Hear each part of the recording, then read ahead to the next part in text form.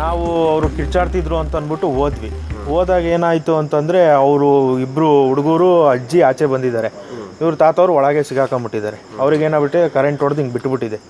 ಅಷ್ಟೊತ್ತಲ್ಲಿ ಕರ್ಕೊಂಬರೋ ಅಷ್ಟೊತ್ತಲ್ಲಿ ಅದು ಅವ್ರಿಗೆ ಏನಾಗಿದೆ ಅಂತ ಗೊತ್ತಿಲ್ಲ. ಕರ್ಕೊಂಬಂದು ಆಚೆ ಮಲಗಿಸಿದ್ವಿ. ಆಮೇಲೆ ಆ್ಯಂಬುಲೆನ್ಸಿಗೆ ಫೋನ್ ಮಾಡಿದ್ವಿ, ಇಮಿಡಿಯೇಟ್ ರೆಸ್ಪಾನ್ಸ್ ಇಲ್ಲ. ಫೈರ್ನವ್ರಿಗೆ ಫೋನ್ ಮಾಡಿದ್ವಿ, ಇಮಿಡಿಯೇಟ್ ರೆಸ್ಪಾನ್ಸ್ ಇಲ್ಲ. ಈ ಥರ ಆದರೆ ತುಂಬ ಪ್ರಾಬ್ಲಮ್ ಆಗುತ್ತೆ ಸರ್. ಈ ಥರ ನಾವೇನೋ ಇವಾಗ ಅನುಭವಿಸಿದ್ವಿ. ಇವಾಗ ನೋಡಿ ಅವ್ರು ಡೆತ್ತೇ ಆಗ್ಬಿಟ್ರು.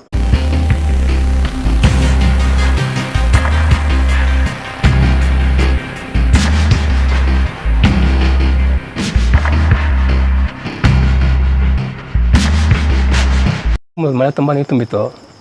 ಅದು ಮನೆಗೆ ಯಾರು ಈಚೆ ಬರೋಕ್ಕಾಗಿಲ್ಲ. ಅಲ್ಲಿ ಕರೆಂಟ್ ಹೊಡೆದು ನಮ್ಮ ಮಾವರು ತೀರೋಗ್ಬಿಟ್ಟವ್ರೆ. ನಮ್ಮ ನೀರು ಎತ್ತಕ್ಕೂ ಆಗ್ತಾಯಿಲ್ಲ. ಅಲ್ಲೇ ಈಗ ರೋಡಲ್ಲೂ ನೀರು ರೋಡಿಗೆ ಬೇಕಾಗ್ತಾಯಿಲ್ಲ. ಈಚೆ ಕಡೆ ಅಷ್ಟು ನೀರು ತುಂಬೈತೆ. ಇದು ಕಾರ್ಬಿಟ್ರಿಗೆ ಫೋನ್ ಮಾಡಿದ್ರಿ, ಕಾರ್ಬಿಟ್ರಿಗೆ ಫೋನೇ ಎತ್ತಲ್ಲ. ಆಮೇಲೆ ಇನ್ಯಾರಿಗಾನ ಫೋನ್ ಮಾಡೋಣ ಅಂದರೆ ಆಂಬ್ಲೆನ್ಸ್ ಎಲ್ಲ ರೂಢಿಗೆ ಹೋಗ್ಬಿಟ್ಟೈತೆ. ಆಮೇಲೆ ಯಾರೋ ಒಬ್ರು ಬಂದಿದ್ದೀವಿ. ಅದು ಎಷ್ಟು ಸಲ ಕಂಪ್ಲೇಂಟ್ ಮಾಡಿದ್ರೇನು ಇದೇ ಗೋಳ ಏರಲ್ಲಿ. ನೀರು ಬಂದರೆ ಮನೆ ನೀರು ನುತ್ತೈತೆ, ಎಲ್ಲ ಸಾವು ಇಲ್ಲ ಹನಿ ಇದೇ ಆಯಿತು. ಅವ್ನು ಕಾರ್ ಬಿಟ್ರೆ ಅವನೇ ವೇಸ್ಟು. ಅವನು ಎಮ್ ಎಲ್ ಎನು ವೇಸ್ಟು. ನಮಗೆ ಯಾರು ಏನು ಸಮಸ್ಯೆ ಇಲ್ಲ. ಸರ್, ಈಗ ಡೆತ್ ಆಗಿರೋರು ಏನಾಗಬೇಕು ನಿಮಗೆ? ಎಷ್ಟು ವರ್ಷ ಅವ್ರಿಗೆ? ಎಷ್ಟು ವರ್ಷ? ಒಂದು 80 ವರ್ಷ. 80 ವರ್ಷ. ಏನು ಹೆಸರು ಅವ್ರದ್ದು? KC ವೀರಣ್ಣ ಅಂತ. ಯಾರು ಫೋನ್ ಎತ್ತಲ್ಲ, ಕಾರ್ಬಿಟ್ರೆ ಫೋನ್ ಎತ್ತಲ್ಲ, ಯಾರು ಫೋನ್ ಎತ್ತಲ್ಲ. ನಿಮ್ಗೆ ಏನಾಗಬೇಕು ಅವರು? ನಮ್ಮ ಮಾವ ಬೇಕು. ನೀವು ಸರ್? ನಾವು ಅವ್ರ ಮನೆ ಪಕ್ಕದಲ್ಲಿರೋ ಪಕ್ಕದಲ್ಲನಾ? ಏನಾಯ್ತು ಸರ್ ಅಲ್ಲಿ? ಈಗ ಸರ್ ಅದೇ ಮಳೆ ಬಂದು ಫುಲ್ಲು ರೋಡ್ ತುಂಬ ನೀರು ತುಂಬ್ಕೊಂಬಿಟ್ಟಿತ್ತು.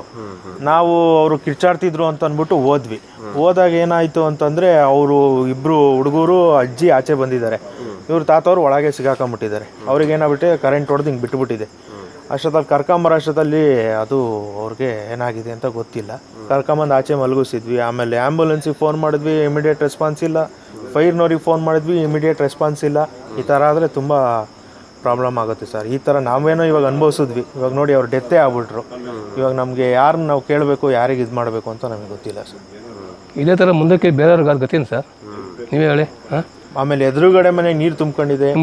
ಎಲ್ಲಾರ ಮನೆಗೂ ನೀರು ತುಂಬ್ಕೊಂಡ್ಬಿಟ್ಟಿದೆ. ಒಂದು ಚರಂಡಿ ಕ್ಲೀನ್ ಮಾಡಿಸಲ್ಲ, ಒಂದು ಏನೂ ಇಲ್ಲ, ಟೋಟಲ್ ಏನೂ ಇಲ್ಲ ಸಿಟಿ ಅಂತ ಅಂತಾರೆ. ಈ ಥರ ಆದಾಗ ಇಮಿಡಿಯೇಟ್ ರೆಸ್ಪಾನ್ಸ್ ಆದರೆ ನಾವು ಯಾರಿಗೆ ಫೋನ್ ಮಾಡೋಣ? ಫೈರ್ನವ್ರಿಗೆ ಫೋನ್ ಮಾಡಿದ್ರೆ 3 ಗಾಡಿ ಇದೆ, ಆಚೆ ಹೋಗಿದೆ ಅಂತ ಅಂತಾರೆ.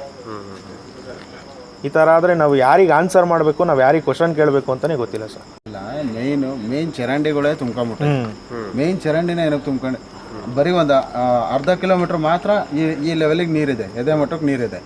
ಅಲ್ಲಿ ಯಾರು ನೋಡೋದೇ ಇಲ್ವಾ? ಅಲ್ಲಿ ನೀರು ಹೋಗಂಗೆ ಏನೋ ಮಾಡಿಸೇ ಇಲ್ವಾ ಇದುವರೆಗೂ? ಏನಕ್ಕೆ ಮಾಡೋರು ಅವೆಲ್ಲ ಚರಂಡಿ ಇದು ಎಲ್ಲ? ಅಲ್ಲ, ಇದೇ ಮೊದಲನೇ ಸರಿನಾ ಈ ಥರ ಸುಮಾರು ಸರಿಯಾಗಿ ಅದೇ ಥರನೇ ನೀರು. ಈ ಸರಿ ಮಾತ್ರ ಈ ಥರ ಆಗಿರೋದು. ನೀವೇನಾಗ ಸರ್? ಯಾರು? ನಾವು ಅವ್ರ ಮನೆ ಪಕ್ಕದ ಮನೆಯವರೇನೇನೆ, ಸಂಬಂಧಿಕರು. ಇವರು ಸಂಬಂಧಿಕರು. ಏನು ಸರ್ ನಿಮ್ಮ ಹೆಸರು? ಜ್ಞಾನೇಶ್ ಅಂತ. ಜ್ಞಾನೇಶ್ ಸರ್. ನಿಮ್ಮ ಹೆಸರು? ವಿರೂಪಾಕ್ಷ ಅಂತ. ವಿರೂಪಾಕ್ಷ ಸರ್. ನೀವೇನ? ಚಂದ.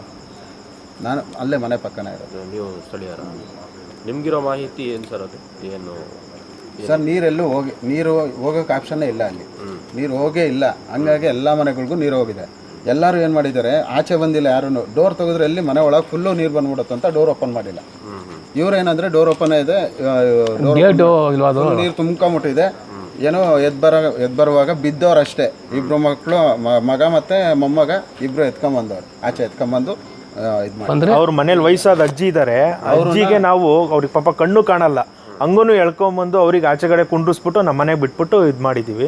ಇವ್ರು ಒಳಗೆ ಅಂಕಲ್ ಇದ್ರಲ್ಲ, ಶಾರ್ಟ್ ಆಗಿರೋದಕ್ಕೆ ಒಳಗೆ ಬಿದ್ದುಬಿಟ್ಟಿದ್ದಾರೆ. ಕರ್ಕೊಂಬರೋ ಅಷ್ಟೊತ್ತಲ್ಲಿ ಈ ಥರ ಆಗಿದೆ ಸರ್.